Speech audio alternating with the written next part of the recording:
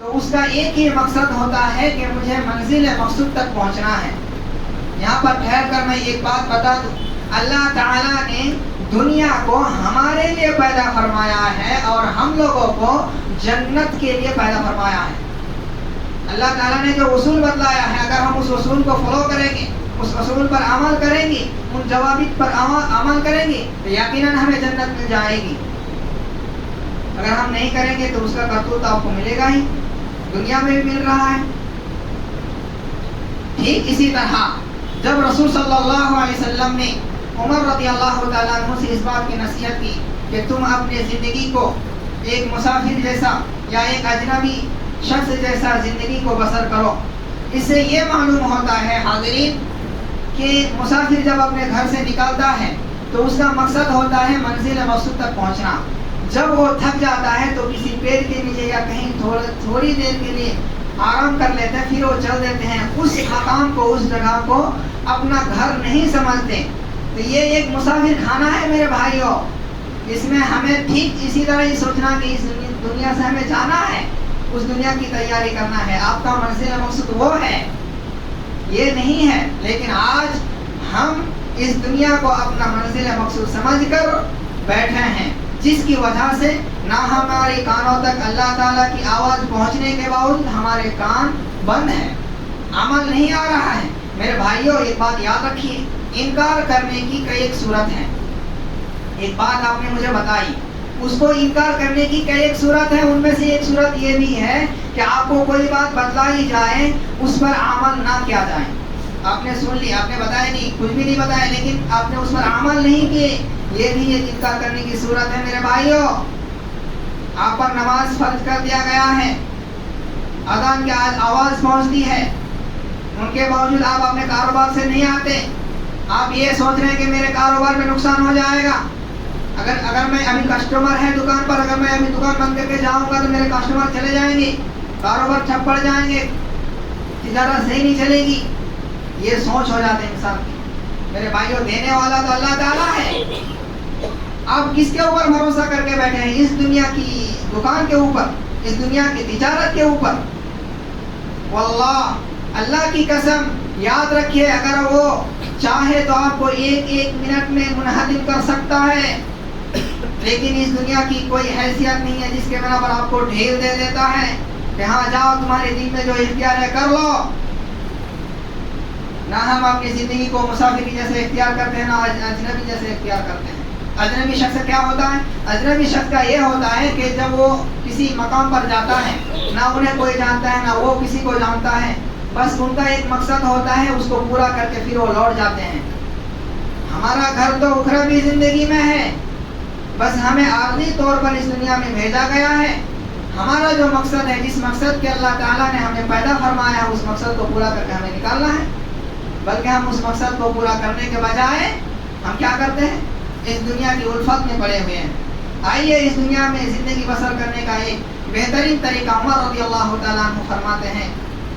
جب نصیحت کرنے کے بعد عمر رضی اللہ تعالیٰ عنہ لوگوں کو بتایا کرتے تھے کہ اذا امسیت فلا تنتظر الصبح واذا اصبحت فلا تنتظر الامسا، جب تم صبح کر لو تو شام کی انتظار مت کرو، اور جب تم شام کر لو تو صبح کی انتظار مت کرو۔ اس کا مطلب یہ ہوتا ہے موت آپ کی کبھی بھی آ سکتی ہے۔ آپ یہ مت سوچئے کہ میں فلاں ٹائم عبادت کر لوں گا، فلاں ٹائم نماز کو پورا کر لوں گا، ظہر کی اذان ہو گئی دکان بند نہیں کہ اثر میں پڑھ لوں گا، اثر کی اذان ہو گئی مغرب میں پڑھ لوں گا، نہیں۔ اس کے اگر بیچ میں آپ کی موت آ گئی تو آپ کا حشر کیا ہوگا؟ ذرا سوچ کر دیکھیے۔ دنیا کی الفت کو چھوڑیے، دنیا آپ کی طرف آئے گی۔ دنیا آپ کے لیے پیدا کیا گیا، دنیا کو آپ کے لیے پیدا کیا گیا ہے۔ اگر آپ دنیا سے بے رخی اختیار کریں گے تو یقین جانیے دنیا آپ کی طرف ضرور بھاگ کر آئے گی، دنیا آپ کی طرف ضرور بھاگ کر آئے گی۔ رسول صلی اللہ علیہ وسلم اس دنیا میں زندگی بسر کرنے کے تعلق سے فرماتے ہیں کہ ان اللہ مستخلفکم فیہا ای فی الدنیا، یعنی تمہیں اس دنیا میں اللہ تعالیٰ خلیفہ بنائیں گے، جانشین بنائیں گے، تمہیں صدارتی دیں گے۔ فکیف یعملون، تاکہ وہ جان لے کہ تم کیسے عمل کرتے ہو۔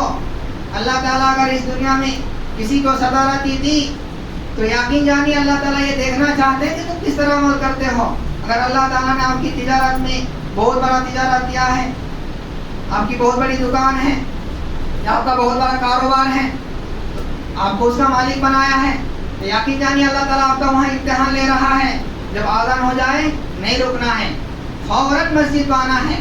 اگر آپ نہیں آئے تو یقین جانیے آپ کے مال سے الفت ہے. اس تعلق سے رسول صلی اللہ علیہ وسلم فرمائے ہیں، صحابہ کرام کو نصیحت کیا کرتے تھے. ابن مسعود رضی اللہ تعالیٰ عنہ فرماتے ہیں کہ رسول صلی اللہ علیہ وسلم نے فرمایا کہ تم مالوں کو، زائدات کو جمع مت کرو. اگر تم جمع کرو گے تو کہیں نہ کہیں آپ کی ان سے الفت ہو جائے. واقعتاً ہوا ہے ایک صحابی کا واقعہ، حضرت واقف ہے وہ صحابی کا واقف سے. میرے بھائیوں، اسی طرح رسول صلی اللہ علیہ وسلم فرمائے کیا کہ تمہیں خلیفہ بنایا جائے گا، تمہیں ذمہ داری دی جائے گی. جیسے کہ مرد حضرات کو گھر کی ذمہ داری دی جاتی ہے کہ تمہیں گھر سنبھالنا ہے، اور اسی گھر کو سنبھالنے کے لیے، اسی گھر کو کنٹرول کرنے کے لیے، اپنی بیوی بال بچوں کو خوش رکھنے کے لیے تجارت میں نکالتے ہیں، اور وہاں جا کر طرح طرح کی گناہ کرتے ہیں، جھوٹ بولتے ہیں، حرام کھاتے ہیں، سود کھاتے ہیں، طرح طرح کی گناہ میں ملوث ہے. صرف کس کے لیے؟ کاروبار صحیح رکھنے کے لیے، اور گھر میں گھر والوں بیوی بال بچے کو خوش رکھنے کے لیے، دنیا میں اچھا دکھنے کے لیے نہیں. آپ کو اس لیے ذمہ داری دی گئی کہ آپ کس طرح عمل کرتے ہیں یہ دیکھنا ہے. آپ کس طرح عمل کرتے ہیں یہ دیکھنے کے لیے آپ کو ذمہ داری دی گئی. پھر رسول صلی اللہ علیہ وسلم فرماتے ہیں کہ اس صورت میں اگر آپ کو ذمہ داری دے دی جائے، دنیا کی، گھروں کی، کسی بھی چیز کی اگر آپ کو ذمہ داری دے دی جائے، اس صورت میں آپ کو تیاری کرنا کس طریقے سے. اللہ کے رسول فرماتے ہیں فاتقوا الدنیا، دنیا سے ڈرو. اس کا کیا مطلب ہے دنیا سے ڈرو؟ اس کا مطلب یہ ہے کہ دنیا کی فتنہ سے بچو. دنیا کی فتنہ کیا ہے؟ دنیا کے ہر وہ چیز فتنہ ہے جو آپ کو اللہ تعالیٰ کے راستے سے روک دے. ہر وہ چیز دنیا کی فتنہ ہے جو آپ کو اللہ تعالیٰ کی عبادت سے روک دے، حرام کام کی طرف لے کے جائے، وہ دنیا ہی کی فتنہ ہے. اس کے بعد خصوصاً اللہ کے رسول صلی اللہ علیہ وسلم نے فرمایا واتقوا النساء، اور عورتوں سے ڈرو، عورتوں سے بچو. ہماری بیوی بھی تو عورتیں ہیں، ہماری مائیں بھی تو عورتیں ہیں، ہماری بہنیں بھی تو عورتیں ہیں. ان کو خوش رکھنے کے لیے ہم کیوں جھوٹ بولیں، ہم اپنا حشر کیوں برباد کریں. کھلانے والا پلانے والا اللہ تعالیٰ ہے، دینے والا اللہ تعالیٰ نے. اللہ تعالیٰ ہمیں ذمہ داری دی ہے، اللہ تعالیٰ کسی مادھیم سے ہمیں دیں گے. اگر ہم اجتناب کریں گے تو اللہ تعالیٰ ہمیں بچائے گا. میرے بھائیوں، اگر آپ جھوٹ بول رہے ہیں، ان کے باوجود اگر اللہ تعالیٰ آپ کو نہیں پکڑ رہے ہیں تو یہ مت سمجھیے کہ اللہ تعالیٰ آپ پر ناراض نہیں ہے. آپ پر ناراض ہے اس لیے اللہ تعالیٰ آپ کو توفیق نہیں دے رہا ہے کہ آپ ان مسجد میں جا کر ان کے سامنے سجدہ کریں. یہ ناراضگی کی علامت ہے. دنیا سے الفت رکھ کر اللہ تعالیٰ سے محبت نہیں کی جا سکتی. اذان ہو گئی، کاروبار بند کیجیے، مسجد میں آئیے، پڑھیے، نماز پڑھنے پھر جائیے، اللہ تعالیٰ سے دعا کیجیے. دینے والا اللہ تعالیٰ ہے. آپ کو فوراً مسجد آنا ضروری ہے. اگر نہیں آتے آپ تو آپ سمجھ لیجیے میرے اندر دنیا کی الفت ہے.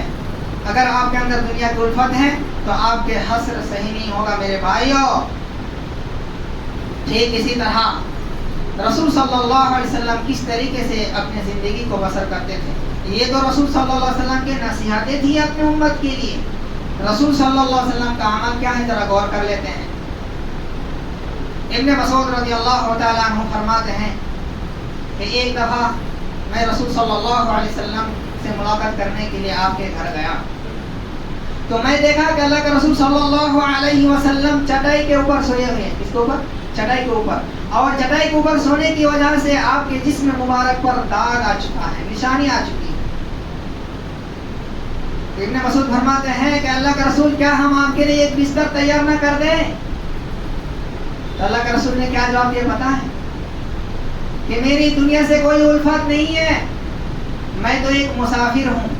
میری دنیا سے کوئی الفت نہیں ہے، میں ایک مسافر ہوں، کچھ دن کے لیے آیا ہوں، پھر اپنے منزل مقصود تک چلے جاؤں گا. اسی طرح ابن عمر رضی اللہ تعالیٰ عنہ فرماتے ہیں کہ ایک دفعہ رسول صلی اللہ علیہ وسلم کو میں نے دیکھا کہ آپ کے جسم مبارک پر نشانی پڑی ہوئی ہے؟ تو میں رو پڑا. تو رسول صلی اللہ علیہ وسلم نے فرمایا اے عمر کیوں رو رہے ہو؟ کیا آپ یہ پسند کرتے ہیں کہ ہمارے لیے دنیا دے دی جائے اور آخرت ان کو دے دی جائے، غیروں کو آخرت دے دی جائے؟ کیا آپ یہ پسند کرتے ہیں؟ یا آپ یہ پسند کرتے ہیں کہ ہمارے لیے آخرت میں نعمتیں رکھی جائیں اور دنیا میں جو نعمتیں ہیں وہ نعمت ان کو دے دی جائیں؟ اس طرح تسلی دلاتے تھے. تو ہمیں بھی جو لوگ دنیا کی جو بھی تھوڑا بہت مل جاتا ہے ان سے اگر راضی نہیں ہے تو اس طرح کی نصیحت کر کے ان کو سمجھا سکتے ہیں. کسی بھی وقت اگر پریشانی مصیبت آئے تو اس طرح کی نصیحتیں کی طرف غور کرنے سے معلوم ہو جاتا ہے میرے بھائیوں، اپنے دل کو تسلی ہو جاتی ہے. ٹھیک اسی طرح بہت سارے صحابہ کرام ہیں جس کے زندگی میں اگر آپ غور کریں گے تو معلوم یہی ہوگا کہ ان کے دل میں دنیا کی الفتیں نہیں تھی. بعض دفعہ رسول صلی اللہ علیہ وسلم اعلان کرتے تھے اے میرے صحابہ گھر جاؤ، گھر میں جو چیز ہے وہ لے کے آؤ، صدقہ کرو، فلاں کام کرنا ہے، فلاں جہاد میں کام کرنا ہے، فلاں شخص سائل آئے ہیں اس کو دینا ہے. صحابہ کرام دوڑ کر جاتے تھے، گھروں میں تلاش کرتے تھے. آج کل تو الحمدللہ معلوم ہے کہاں رکھا ہوا ہے. گھروں میں جا کر صحابہ کرام تلاش کرتے تھے، اپنی بیویاں سے پوچھتے تھے کچھ ہے گھر میں، اگر کچھ ہے تو نکال کر لاؤ. پھر لاتے تھے، پھر رسول صلی اللہ علیہ وسلم کو دے دیتے تھے. کیوں دیتے تھے؟ اگر دنیا سے الفت ہوتی، دنیا کی متاعوں سے الفت ہوتی تو تھوڑی دیتے، نہیں دیتے. لیکن آج اگر کسی بھائی سے اس بات کی اپیل کی جائے، درخواست کی جائے کہ آپ جو کماتے ہیں ان میں سے 3 حصہ کر کے 1 حصہ مسجد کے واسطے ہدیہ کر دیجئے، مسجد کے واسطے صدقہ کر دیجئے، تیار نہیں ہوں گے. کیوں؟ اس متاع سے، اس مال سے، اس دولت سے، اس روپیوں سے ان کی الفت ہے.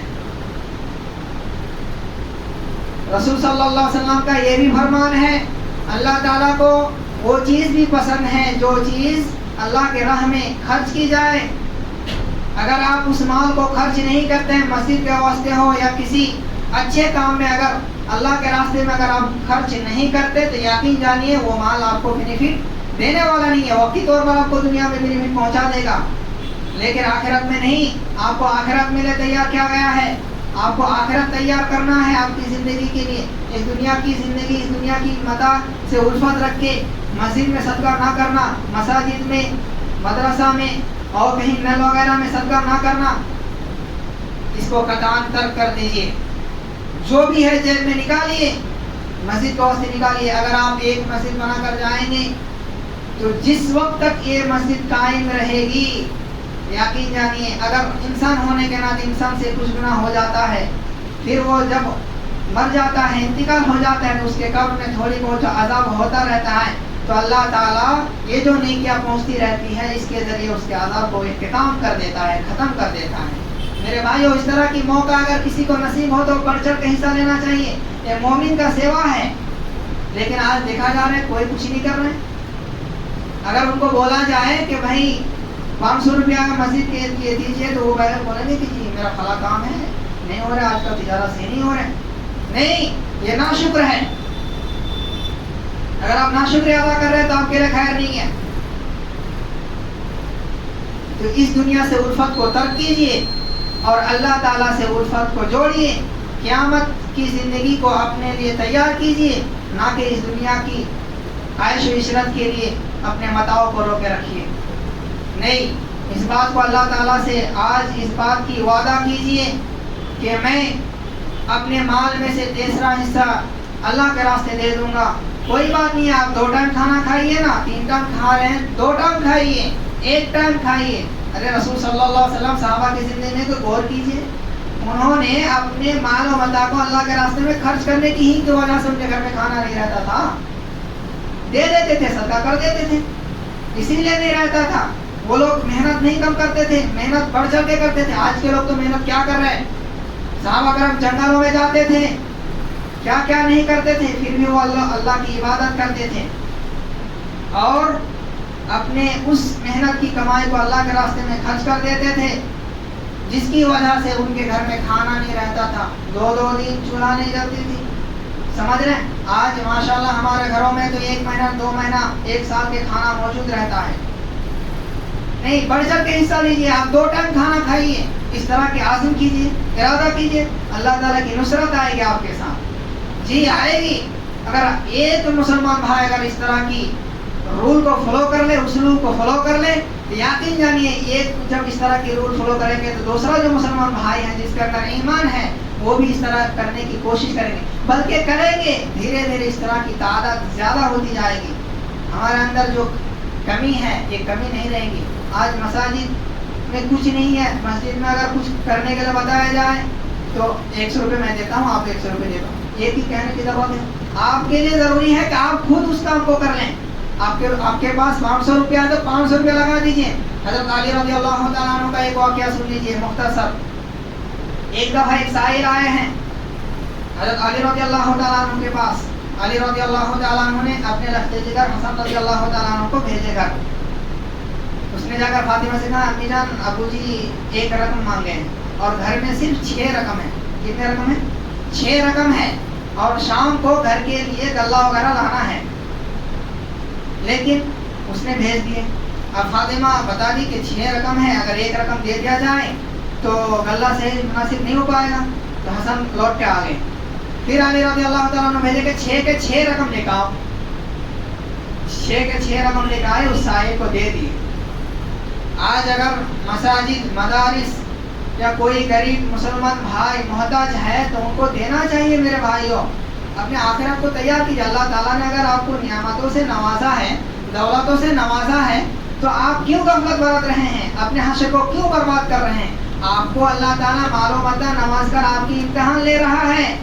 آپ کو اللہ تعالیٰ کے راستے میں بڑھ چڑھ کر حصہ لینا چاہیے، خرچ کرنا چاہیے۔ اگر آپ خرچ نہیں کریں گے تو واقعی آپ اپنے حشر کو برباد کر رہے ہیں۔ خرچ کیجیے، بے انتہا خرچ کیجیے، انشاءاللہ اللہ تعالیٰ آپ کے ساتھ ہے اور رہیں گے۔ آخر میں اللہ تعالیٰ سے دعا ہے کہ اللہ تعالیٰ ہم لوگوں کو زیادہ سے زیادہ نیک اعمال کرنے کی توفیق عنایت فرمائے۔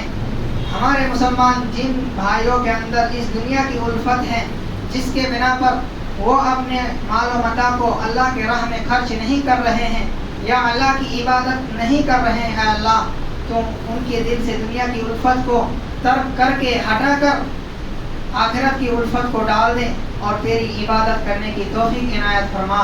اے اللہ ہمارے وہ بھائی و بہنیں جن کی انتقال ہو چکا ہے، اللہ قبر میں کس حالت میں ہے نہیں جانتا ہوں، اللہ تو ہر چیز سے واقف ہے۔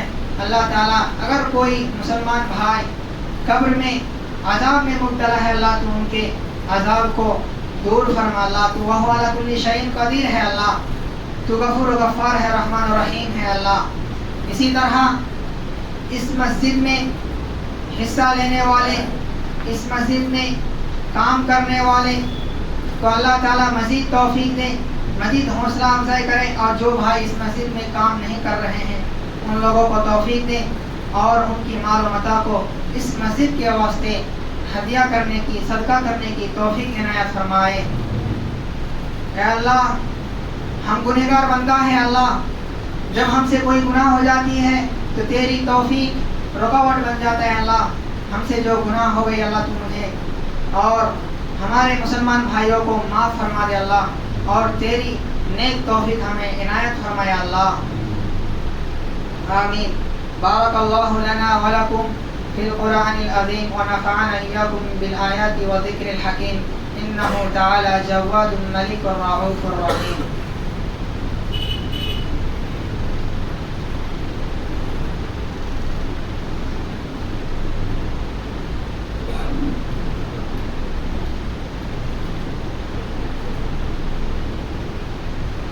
إن الحمد نحمده ونستعينه ونستغفره ونعوذ بالله من شرور أنفسنا ومن سيئات أعمالنا، من يهدي الله فلا مضل له ومن يضلل فلا هادي له، ونشهد أن لا إله إلا الله وحده لا شريك له، وأشهد أن محمدا عبده ورسوله۔ أما بعد فإن خير الحديث كتاب الله، وخير الهدي هدي محمد صلى الله عليه وسلم، وشر الأمور محدثاتها وكل محدثة بدعة وكل بدعة ضلالة وكل ضلالة في النار.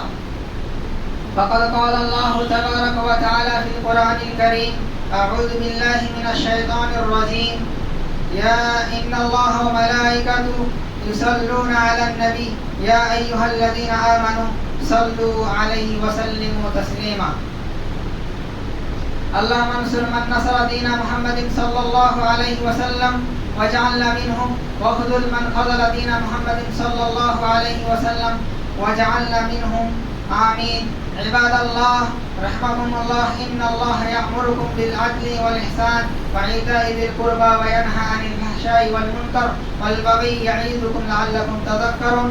اذكروا الله يذكركم وادعوه يستجب لكم، ولذكر الله تعالى وعلا وعز وأكبر. وأقيموا الصلاة.